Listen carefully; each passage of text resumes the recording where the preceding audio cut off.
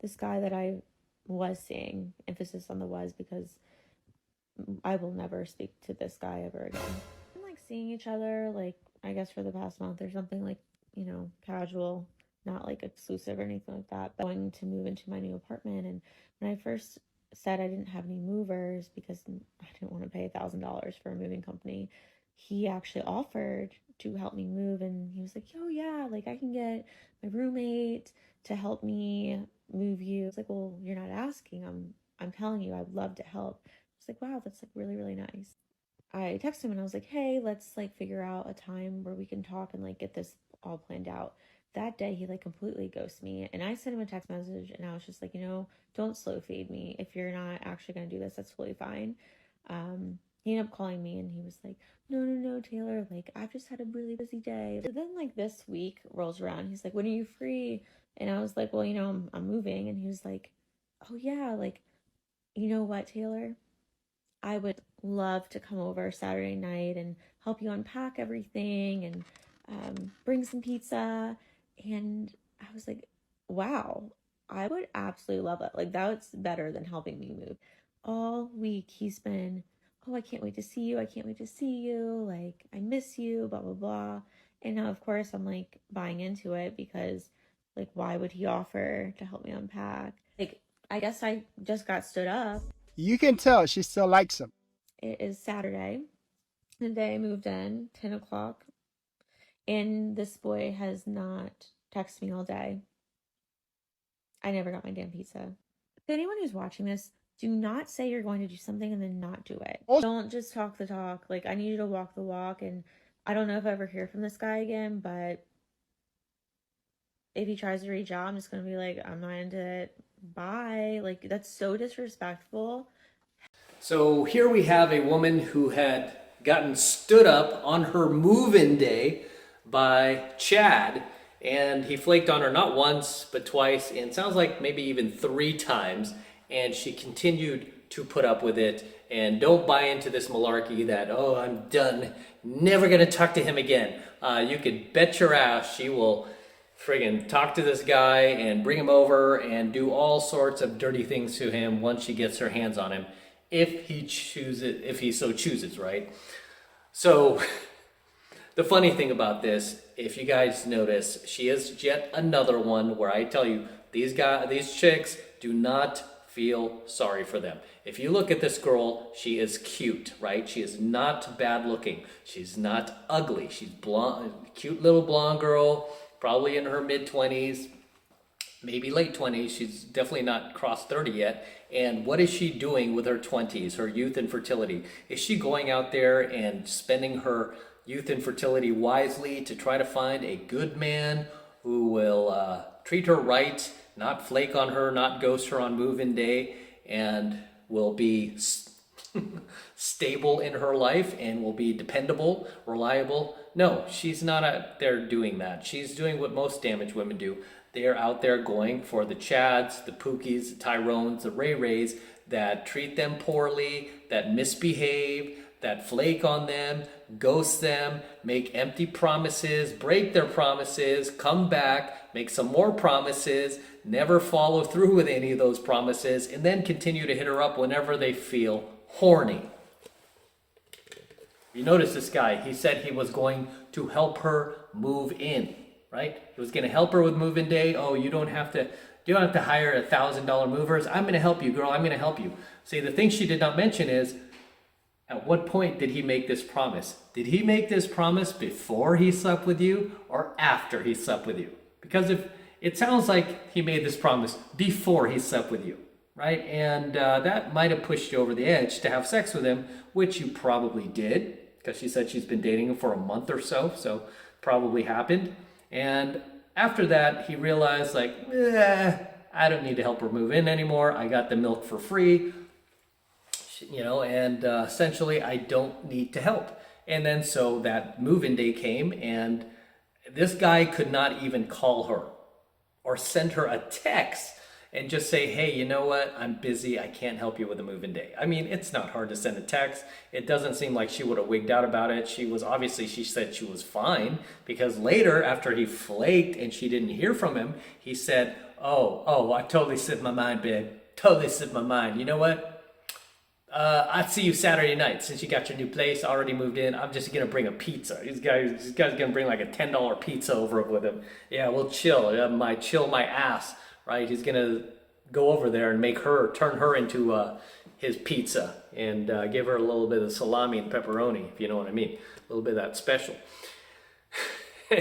And what does she do? Does she hold him accountable for his misdeeds, his bad behaviors? Is she like, no, you son of a bitch, you were supposed to help me move and you didn't. So you know what? I'm over it. Did she do that? No.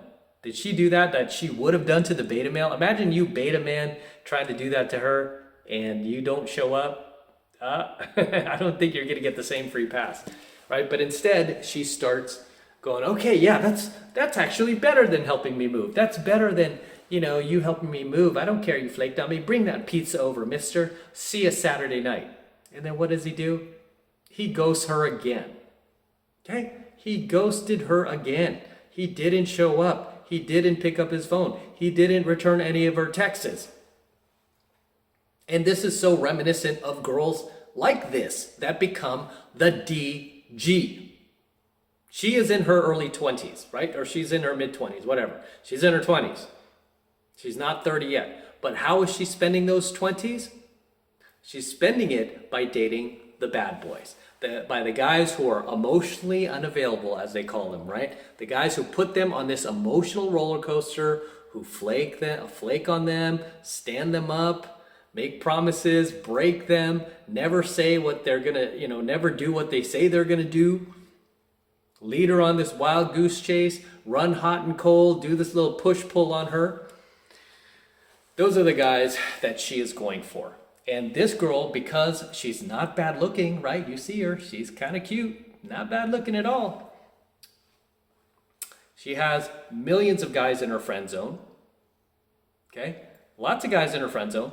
And many of those guys are nice guys. Many of those guys would have helped her move, I guarantee. And they wouldn't have expected anything in return, sadly. They wouldn't have expected like money. They wouldn't have expected favors. They would have just wanted like a little validation. Like, hey, tell me I'm cute or something. Or hey, give me a warm hug. That would have done it, girl. They would have done that. Right? But, and those are the same guys that would marry this chick off right now.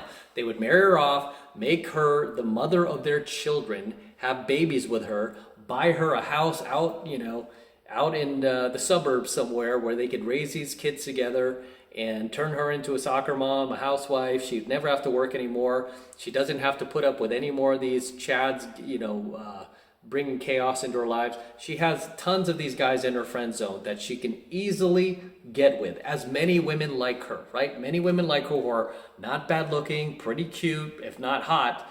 They have legions of these type of guys in their friend zone. Legions of these beta male, blue pill simps, nice guys that will do anything for them. That will never cheat on them, never ghost them, never stand them up on moving day. Okay, always compliment them. But do they want that guy? Do they choose that guy? No. They go after these guys who do them wrong, who lie to them, who make empty promises, who send them on this emotional roller coaster. These are the same guys that they can't get enough of, that they continue to chase over and over. And this becomes a curse.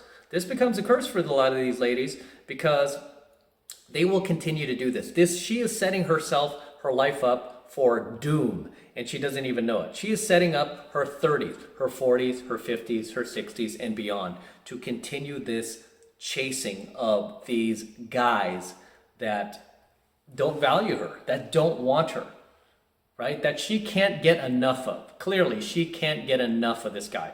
Because the moment like this dude stood her up, didn't call her anything like that, this guy should automatically be on her poop list, right? He should be on her poop list like, dude, I ain't talking to you right now. I've had enough of you. You flaked on me that day. I'm not okay with that. I'm not going to tolerate that. Go away. And if he's like really sorry and, oh man, I'm so sorry and I'll make it up, blah, blah, blah. Let me think about it. But right now, I don't want to think about you.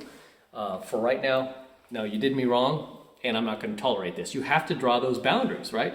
She's not going to draw the boundaries with Chad. She draws the boundaries with Brad, right? I mean, Brad could be like 2 minutes late to a date, and I was like, hey, you stupid little Brad, why are you 2 minutes late? Do you not value my time? Oh man, this is the last time I go out with you, mister.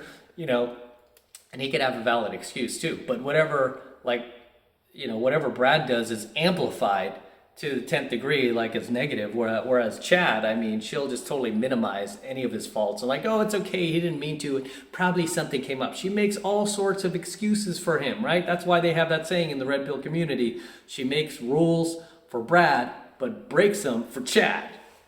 And this chick is clearly doing it, right? And we can't get enough of these women on this channel, can we, guys? You see this playing out in real time, where this chick is in her 20s. She has not hit 30 yet, but she is well on her road to becoming the DG. Yeah, this is why I harp on these chicks who are already in their 30s and their 40s, because they were just like her. They were just like her, where they were cute, they were young, they were fertile, they were feminine, and they had an opportunity to not, you know, piss away their youth on these bad boys, but instead to find a nice guy.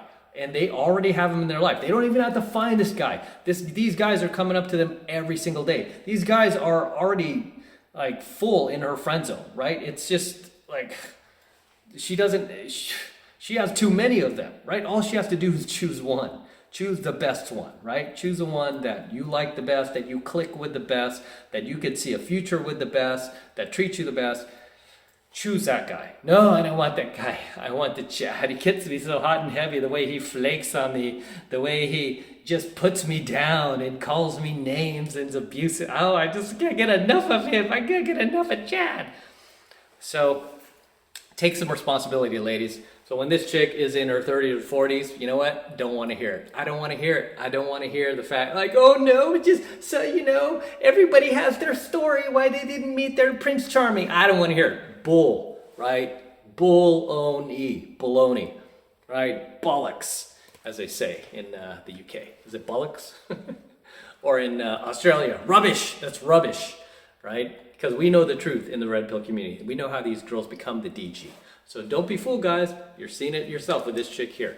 But as always, drop your comments below. Let me know what you think of tonight's coaching video. Let me know what you think about her tolerance of Chad here, standing her up on her move-in day and completely just flaking on her and not even showing up. And then promising to get her pizza and then flaking on that too. Let me know your thoughts below. Okay? Do you feel sorry for her? Let me know your thoughts below. As always, this is M from the 33 Secrets, signing out here. Don't forget to smash the like button, smash the subscribe button, and smash that notification bell as well so that you're notified whenever I release a brand new coaching video here on the YouTube.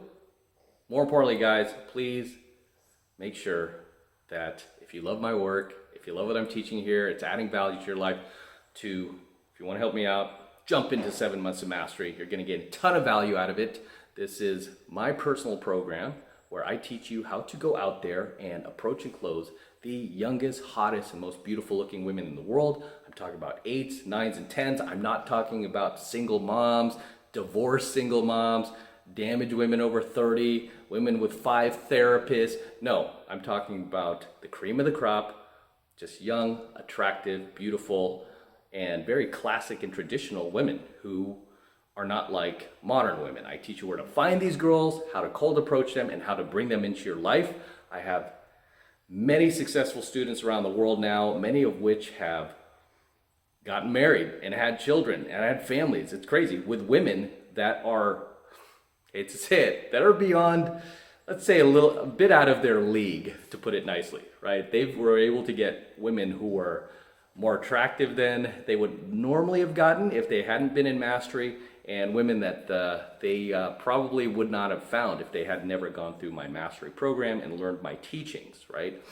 So I teach you this stuff, and I teach you from a red pill perspective. I'm a professional pickup artist. I've been out there for the last 3 decades now. I've been coaching men since the 90s, so I know what I'm talking about. I know what I'm doing. I know how to find these girls. I still go out to this very day, and so I'm still fresh in the game, and you're going to learn a ton and get a ton out of value out of my 7 months of mastery program. right? And it's really easy to sign up. Well, right now it's only $1 for the entire first month of coaching lessons, so take advantage of it. All you need to do is click the link below in my description box. It will take you over to my website where you can get signed up right now. It just takes 2 seconds, so do that now, and I will see you in my next coaching video. I'm out.